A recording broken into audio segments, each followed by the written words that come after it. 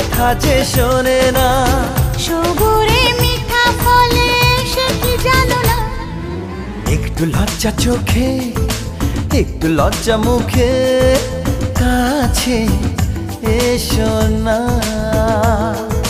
দুষ্টু ইচ্ছেগুলো বলছে আরো ভালো আজকে বাসনা।